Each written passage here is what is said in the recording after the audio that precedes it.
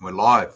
Real Estate Exposed. Phil Tarrant, Momentum Media. Tom Panos, Real Estate Gym. The Real Estate Gym, where the best agents in Australia go after they've been at REB to work out what they do for each and every day. Tom, how you been, mate? What's going on? I'm really good.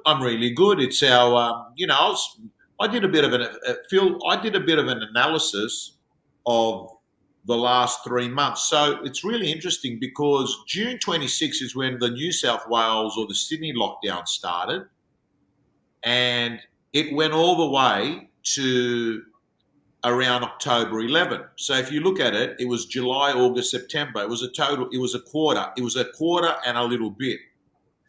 I have to say to you, now that we're out of it, in comes Paulie Biller, one of the best agents I consider in Australia, Paul Biller. He's in the REB, he's number 39. He's got stiff competition, obviously. He actually, you know what Paul Biller said? I rang him up to congratulate him. I said, Nate, number 39. And you know what he said to me? Oh, you're first or you're nothing, isn't it? I said, not really. I said, you're in the top 100 agents of Australia. Anyway, Marcus Wise from Byron Bay. Good to see you. I think you're from Byron. Yes. Paulie Biller, Stan Pilatus, one of the great men in Canberra. But getting back to the quarter, Phil, it was, I would say, in the last decade of my life, if I had to go and pick a quarter and I had to analyse it on family, health, business, money, social as well. I'll touch that. I think it was close to the best quarter of the last 10, 15 years. I'm not joking, no question about it. I'm not sitting here, giving you my quarterly financial results. I'm not necessarily just talking about results. The results weren't bad. I mean, I have a business model that has revenue streams that are not purely reliant on me having to speak at events when there's no restrictions, right? But what it was the combination of everything. The ability to focus on your health, focus on your family, focus on projects. Projects are one of these things that you end up having to do always during appointments. You know what I mean, Phil? Like it's always, you've got a diary with appointments, yet in the back of your head, I've got this thing here that needs to be finished, right? Or I've got this thing here that needs work. So I was able to focus on projects and completed, obviously the big one for me was the Real Estate Gym app, right? And that to me was an eye-opener, because building an app to me reminds me a lot of what people say when you build a home. It goes over the budget. You don't know what you don't know. You constantly got to make decisions about information that you aren't an expert in. You've got some techie person that's asking you questions, and you're thinking to yourself, am I being taken for a ride here? That's there, right? Anyway, that was completed. And it was really, really good. Kids are going back to school in the next week or two, very short. Maddie's doing a HSC and then she's off. She's told me she's going to Canberra.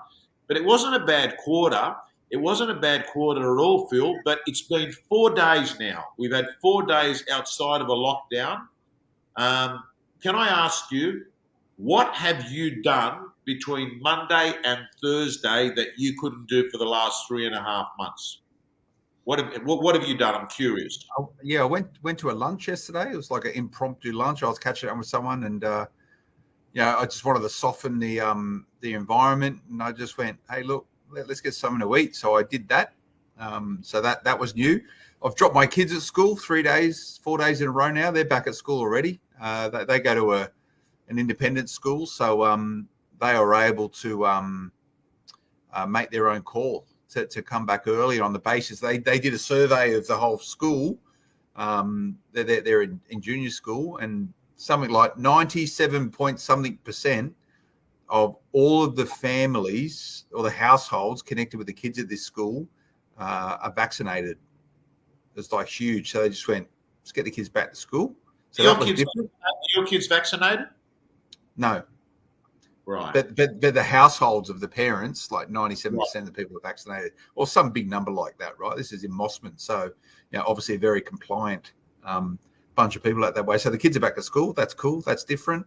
What do they do different? Bad habit maybe going back. I actually worked in the office yesterday until about 8 o'clock, which used to be my norm. And then during the COVID lockdown, I always made sure I was getting home at a more reasonable hour. So maybe it's the slipping back into old habits, Tom.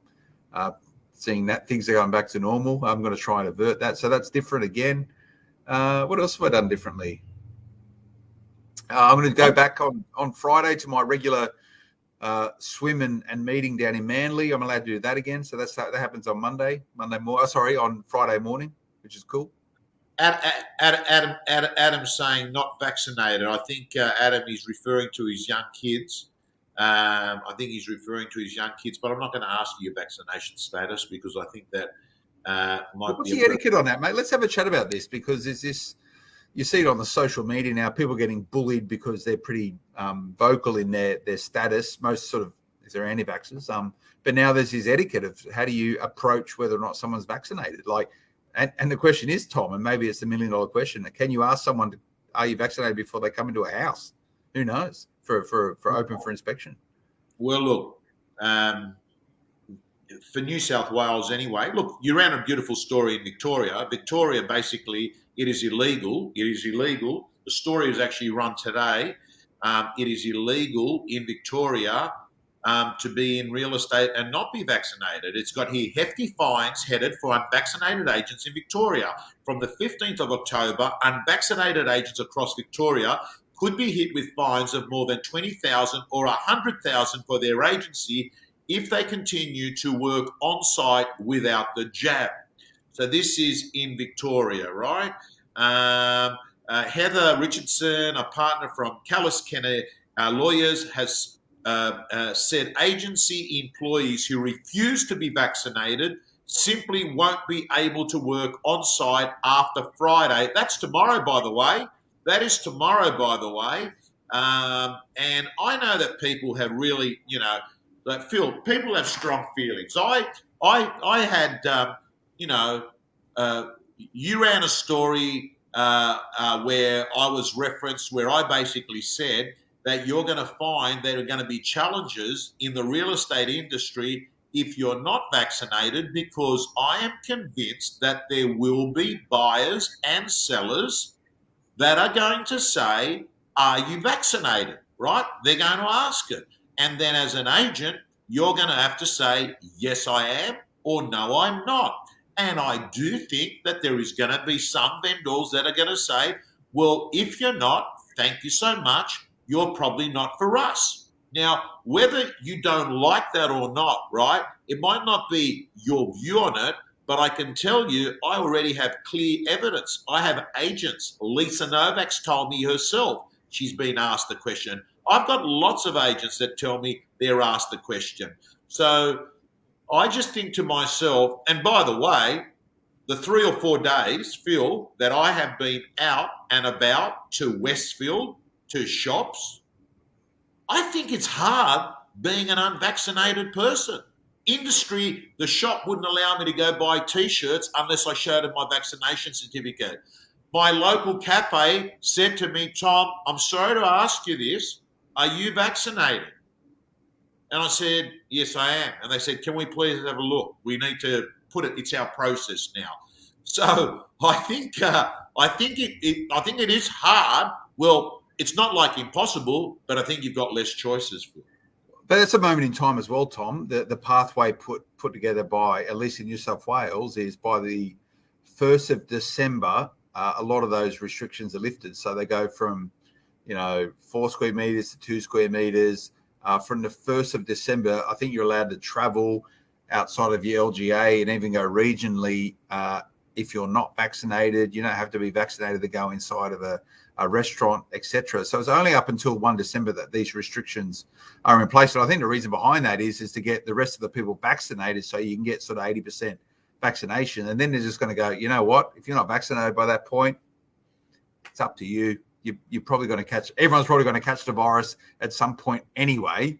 So they're probably more likely, they're unvaccinated, and probably more likely to get it first. And that's going to be the process moving forward. So I think this is really only with us for 2 weeks, this cycle. Same thing happened in the UK before it gets a lot easier. But I want to pick you up on a point, Tom. So the balanced scorecard approach of Tom Panos, first quarter of the FY22 financial year. How do you emulate that, mate? I was already talking about going back into bad habits. How do you make sure you can capture the magic of that first quarter, bottle it and keep it, mate, so you maintain that moving forward?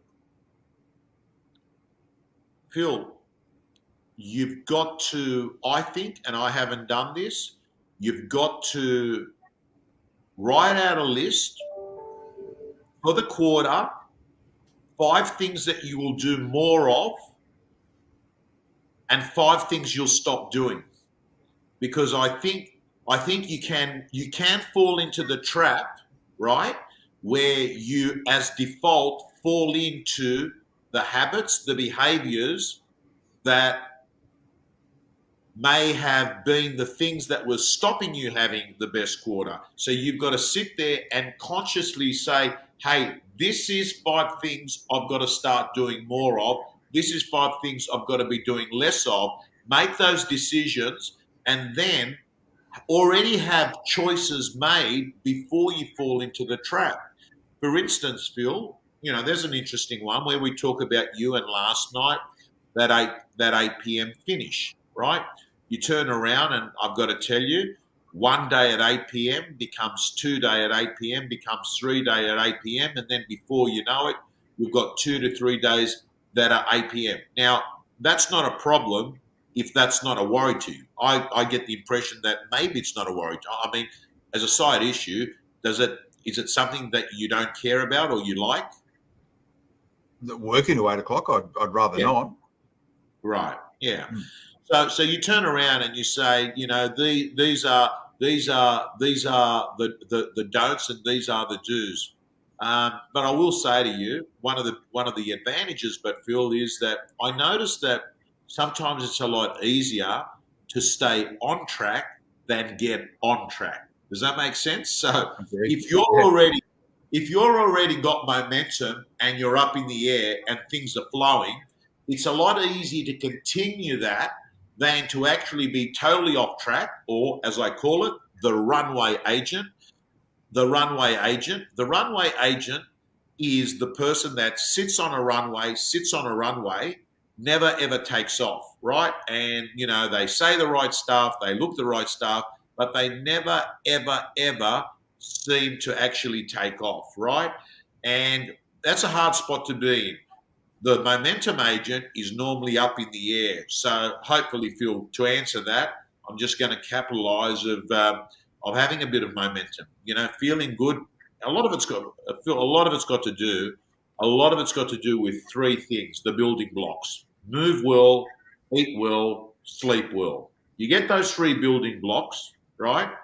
Essentially, you've got good foundations to actually make good decisions and to put in lots of energy into meaningful tasks and be, focused on the job. You don't sleep well, you don't eat well, and you don't exercise, things are just a little bit harder. Yeah, I completely agree. And do you know what I apply to that also? And you mentioned it, Tom, around projects. Like, I love a project.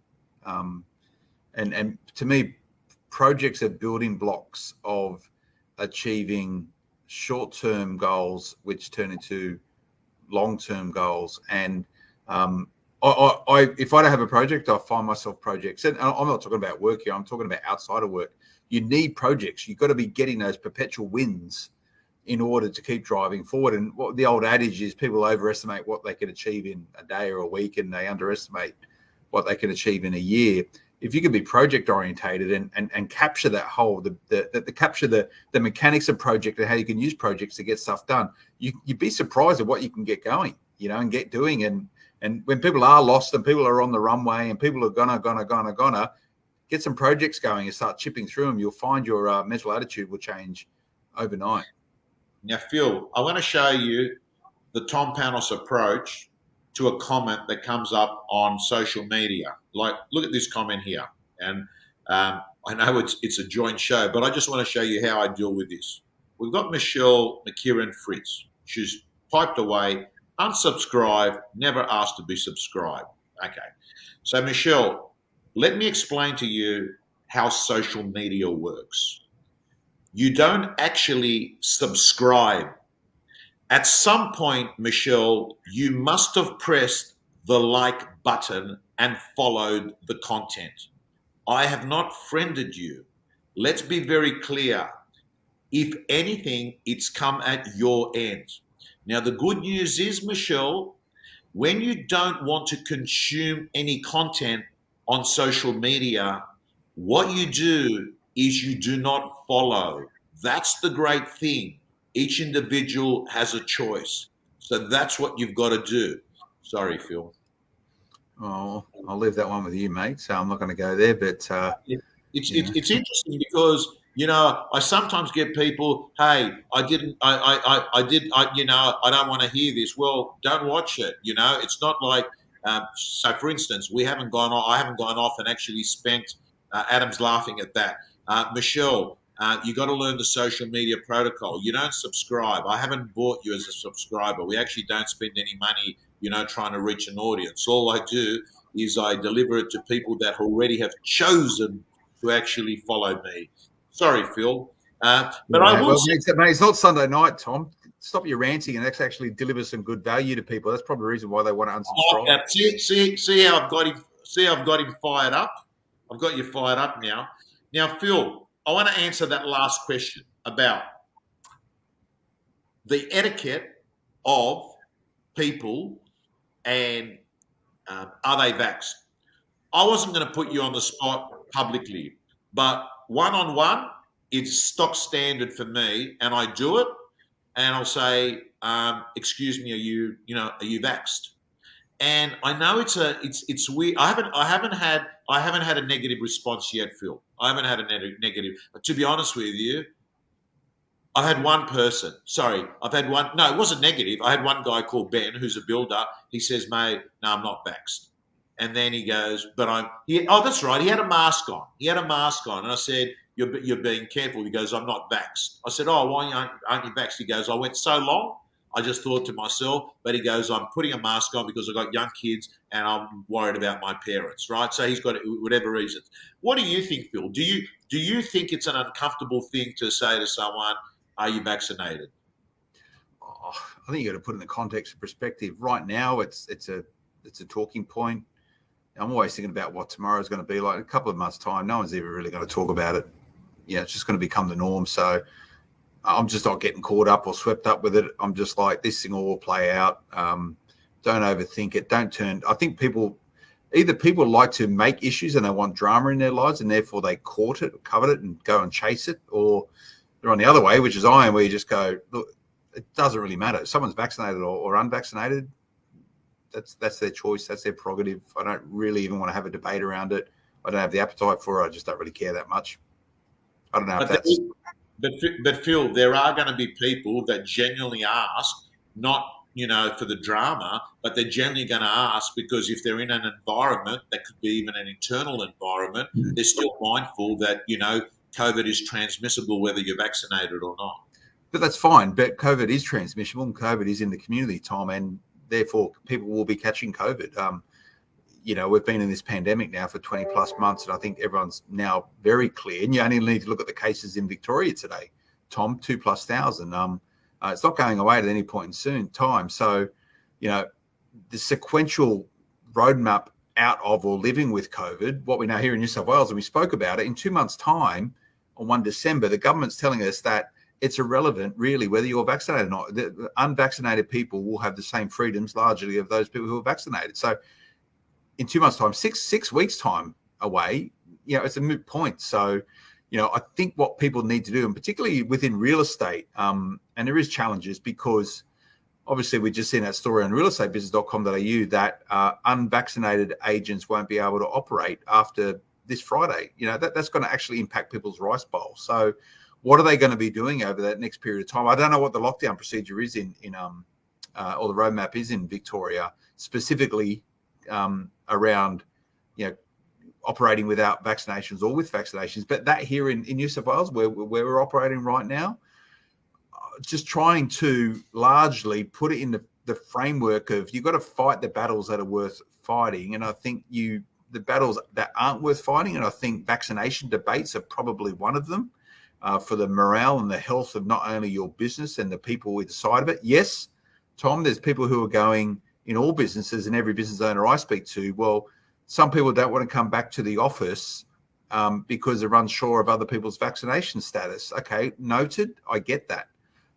What we need to do, as in, I think largely most business owners or people involved in it, take your clues from what the government is doing and the regulations and the process they're putting around it, and use those to determine your decision making around it. You know, once you go off the grid and start making your own interpretation or perception towards it, or applying your own logic, or applying your own sentiments or values or whatever they are around it, is when you're going to find yourself in a position where you're in the grey. You know, try and operate with black and white as much as possible. That's the way I frame it. And that's my attitude and approach to it. Right or wrong, I'm sure there's people that's going to criticize that. But you know what? I'm keeping an eye on what I know and what is clear, and that's what the government mandates are. It's like operating in the rules inside and outside of everything else that happens in this great nation we live in. I hope these cases go down in Melbourne, because you just reminded me, I'm doing the auction on the block. That's right. In Melbourne on November 6th. I've cleared my diary and I'm going there, and I've got to meet all the rules that are needed, quarantining rules, and auction licensing rules, and I just don't. I mean, it's still 2-3 weeks away. But what did you say? I didn't realise there was that many cases today. You just said there was 2,200. I think by memory, I skimmed it. But it's up there. Like it's definitely up there. Whereas Sydney, by and large, is on the way, or New South Wales on the way down. So again, you know, I don't think I should. Yeah, but Phil, logic would say if you're a person from Sydney going to Melbourne, that shouldn't be a big issue. If anything, it should be the person coming from Melbourne back to Sydney.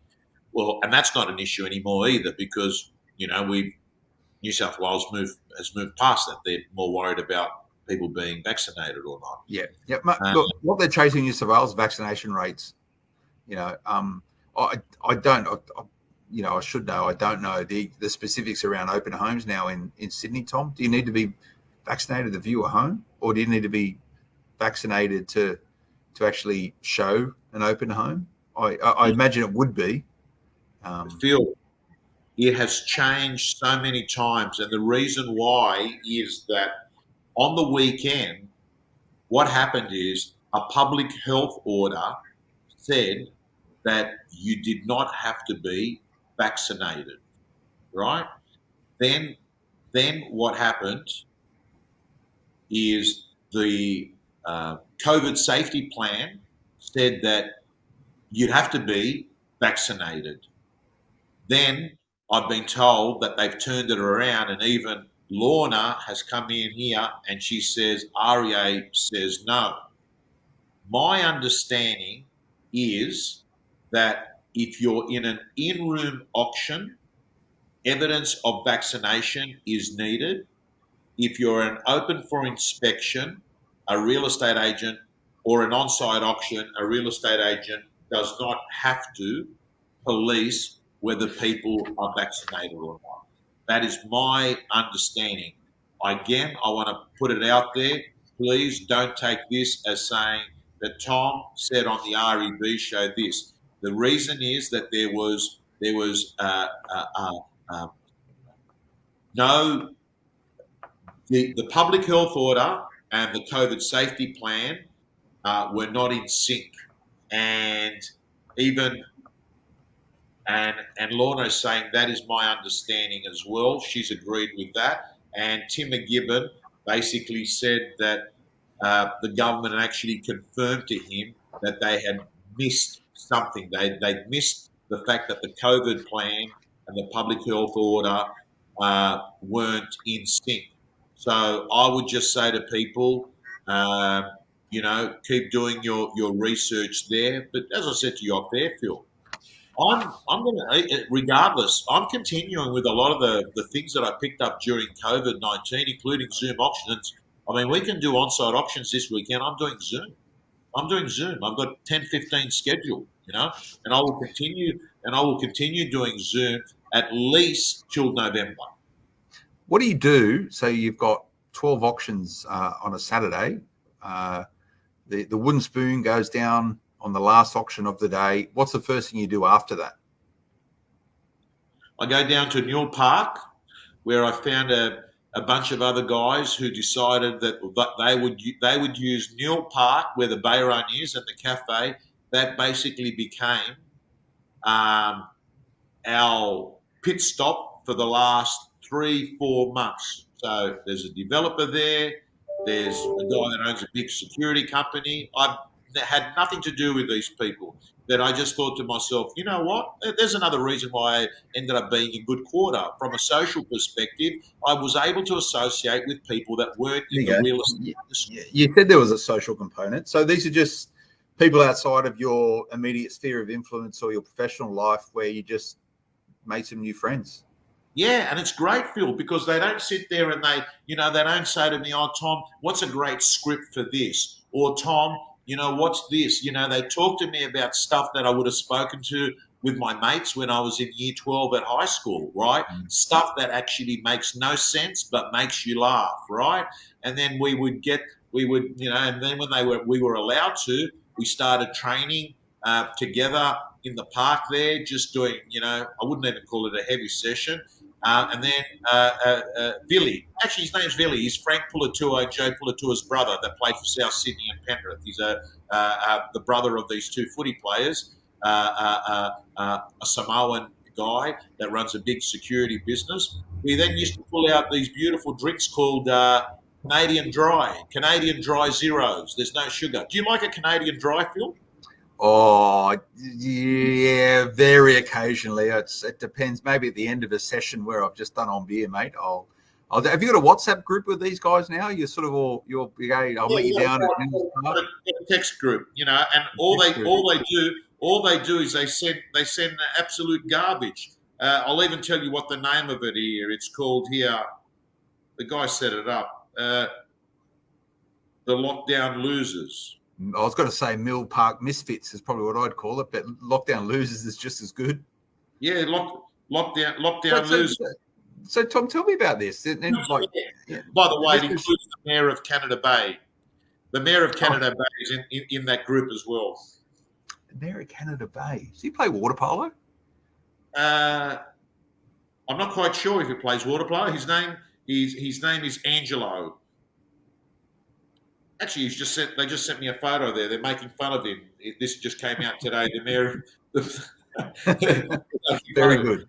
I think talk to me about the importance, Tom. Talk to me about the importance of making new friends outside of your peer group. And you probably, I don't know if you remember this, Tom. There was this famous Sydney Morning Herald advert where there was a whole bunch of people standing around. There's a guy walking around with a tape measure, just like measuring people up, and essentially they were implying that while everyone else was having fun, this guy was an undertaker and he couldn't get beyond just always thinking of an undertaker who was like measuring up people for their next coffin.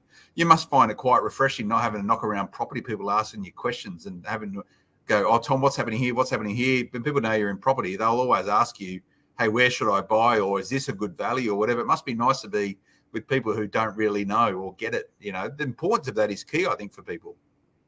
Phil, it's made me realise that if your social life consists of work colleagues and work acquaintances, it becomes a very one-dimensional social life, right? And I know, and coming from the corporate world, having worked for News Corp for so many years, that's the mayor's name there. Thank you, Lucas, Mayor Angelo Sarikas, right? Thank you so much. Different person. Yeah. So what actually happens is, Phil, and this is something I noticed when I was at News Corp, your whole social life revolves around your corporate friend. You drink with them, you hang out with them, and before you know it, it becomes one. Work and personal becomes one. I think you become very one-dimensional. I think to have people that work outside of your work outside of your industry, is really, really good because it helps you understand. It helps you understand how other people think. I got to tell you, in real estate, we can really begin to think that the world revolves around us. We overestimate the importance that we have in the scheme of things because we're not sort of getting a taste sample of what else is happening, you know. One of the guys owns the beautiful Dynasty restaurant, the Chinese restaurant at Canterbury Leeds Club. It's really good to understand what are the things that go through, a person that's got that. Another person owns a big motor mechanic. And it's really interesting. I mean, I always thought to myself, motor mechanics feel. I'd have a thing with motor mechanics. You'd go over there and they'd look at your car and they'd say, "Oh, wow, it's the head gasket." Every time I'd hear the head gasket, I think, "Man, that just means money, right?" It wasn't normally any gasket. It's the head gasket, right? Anyway, but Phil, as we're talking, we've got confirmation lockdown over in the ACT in 9 hours. Says one of our Facebook users, right? Wow, there we go. Newsflash. It all happens here. Auctions tomorrow on site, opens on the 29th. Now, I'm not quite sure where that is. Adam is talking about here, outside of entry, gives us another perspective of life and sales. I'm curious, Phil, have you got friends outside of media? Oh, absolutely. Yeah, I've still got a lot of childhood friends who I went to school with. Just people I've met along the way, from all walks of life. I definitely don't live inside the bubble that is my profession. To be honest with you, Tom, I don't even know what my profession is. But yeah, absolutely, mate. Very diverse, and I like it that way. It's good. It's also good. You're mentioning all those people. If you've got what I found, I learned this when I was really young. You need to know all those people in life. It's so important. You need a good mechanic. You need to know a good builder. You need to know a good electrician. You need to know the local mayor. You need to know the bloke that owns the local Chinese restaurant. Mate, all this stuff is absolutely important. You should be the king of, where do you live? Croydon's, it's Croydon way, king of Croydon, maybe, or something. Here we go. The king of Haberfield. Everything you do should be done within that group, mate. It's the way it works out. It should be that way. I'm going to have to watch that because there's a guy by the name of Michael Tringali, who I think is in the REB Top 100, the McGrath agent in my area, who brands himself as Mr. Haberfield. Okay. Quite. By the way, Phil, quite clever to everyone that's watching. If you want to talk about someone that intelligently uses a community to get his brand out there, look at what he's done. What he did is he sent me a text message. This is a great story. He sent me a text message. "Are you part of the $7 million club? Call me to find out, Michael Tringali," with a sold by sign outside a property. Very intelligent. So I contacted him. I said, "Mate, I've just got this text message." He said, "As you can see, I sold that property for $7,020,000. And I said, "Wow, tell me a little bit about it." And he goes, "Yeah." And then I go, "Oh," I said, "It's great. Thank you for letting me know." I said, "Michael," I said, out of curiosity, more of a training question, "how many people did you send that out to?" He said, 50, the 50 ambassadors for me. I said, "How do you make it as an ambassador for you?" He said, "Oh, it's very simple. If I know that you've got influence and other people will listen to you, you're on the list because you're going to tell 50 people who will tell 50 people who will tell 50 people. So every time I've got something that I want to get out there," he goes, "I put it on that list." I said, "You're making me sound like I'm a gossiper." He goes, "Well, call it what you like. All I know is that you are going to get the message out there." And it is a very important strategy to work your community intelligently. Well, you know what, mate? That's as old as humans have been communicating, right? You tell someone, and that person tells someone, et cetera, et cetera. It's where you've heard of the term Furfie, right? Now it's a beer, but Furfie's being people just gossiping, sharing, and then some guy's idea or some girl's idea becomes a law, and that's what the norm is. Furfie the origin of it is during the First World War. I think the water truck or the tea cart had Furfie on the side of it, so it's where everyone used to stand around and swap notes and brag and tell whatever, which therefore turned into rumours and therefore Furfies, mate. It's exactly the same logic as what you're just talking about there. I don't get that list. I'm not on that list, mate. I mustn't be that important. You're one of the top 50 real estate influencers. Maybe there's a new list for RED. I wouldn't take that personally, Phil, because he does it because I'm in his core area. And there you go. That's what it's all about.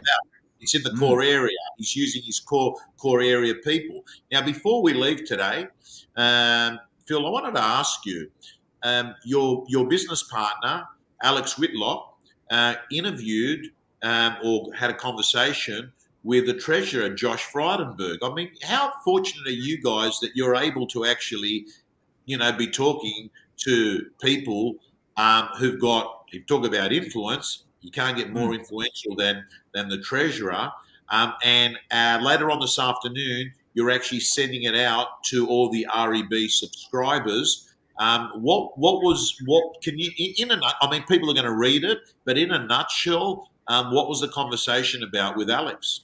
Yeah, well, people listen to it, so it's an exclusive interview with the treasurer, and it was good. He wanted to come on and have a chat with Alex. So Alex within Momentum Media here looks after the sort of mortgage portfolio products. He's been doing that for many years. Quite involved in the development of the mortgage industry, and the treasurer wanted to come and have a yarn about what the world looks like for mortgage brokers moving forward, but expanded out quite a lot beyond that around COVID recovery and all the different factors which are going to influence Australia's growth moving forward. You've probably seen some of the numbers or commentary coming out recently around the most recent quarter in GDP. They were sort of slated before this current lockdown at sort of 2% sort of growth. That's coming down. It's probably going to be -2, at least 3.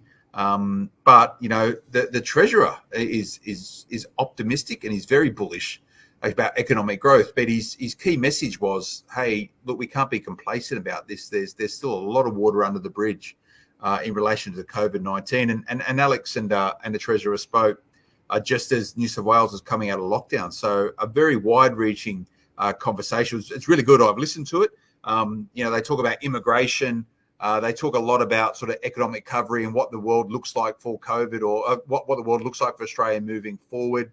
They spoke a lot about this roadmap, but within the context of this readership and real estate, which is where it was mainly focused, about the importance of competition inside of mortgages and how that's going to champion ongoing wealth creation opportunities for Australians. The very important role played by mortgage brokers. Mate, they spoke about everything from JobKeeper and stimulus, about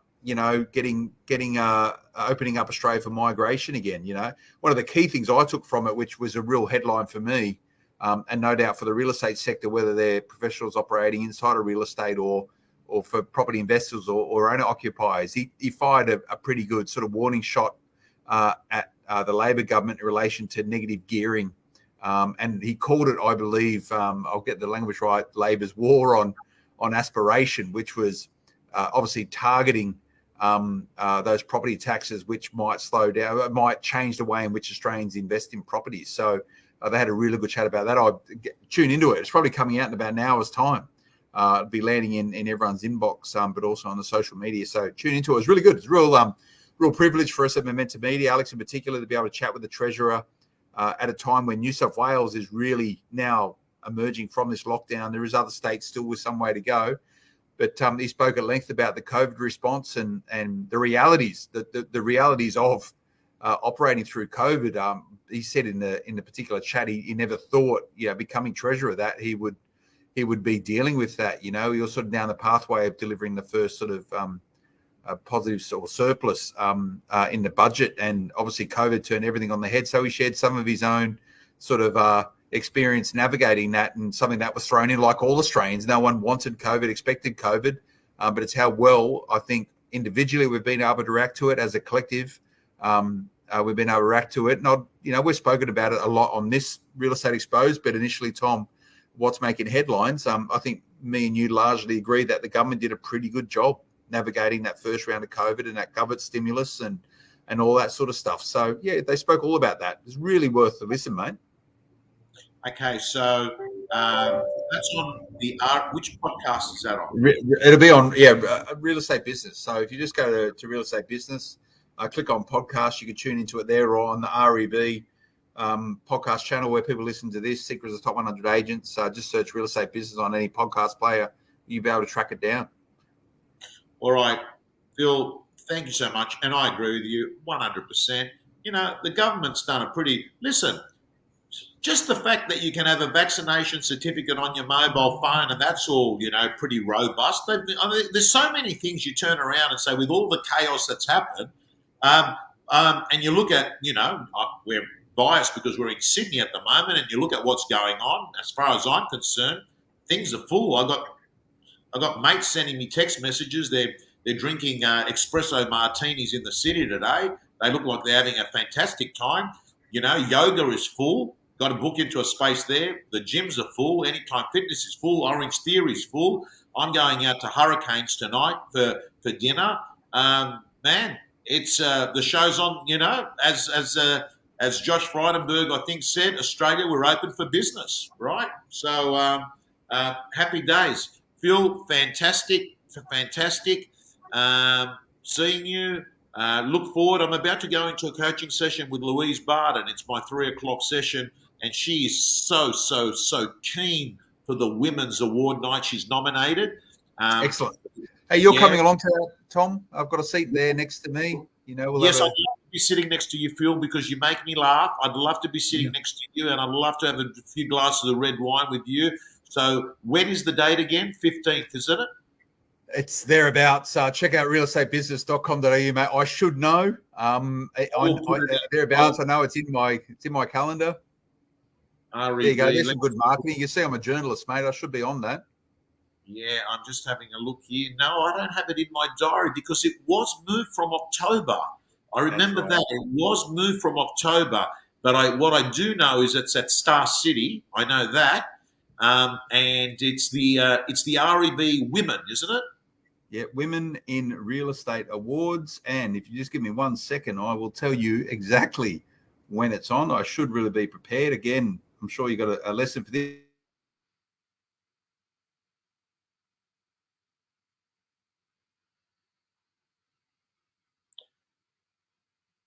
You there, Phil? You're frozen. Oh, what a bummer. Right at the end of the podcast. But guys and girls, what I will do right now, REB Women in Real Estate Awards. See if it comes up here, guys and girls.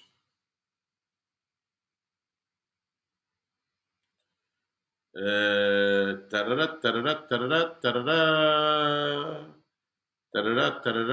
have a look here, gang. See if I can bring it up, and then I will let you guys go. Let's have a look here. We got the finalist there. We got the finalist. He has disappeared.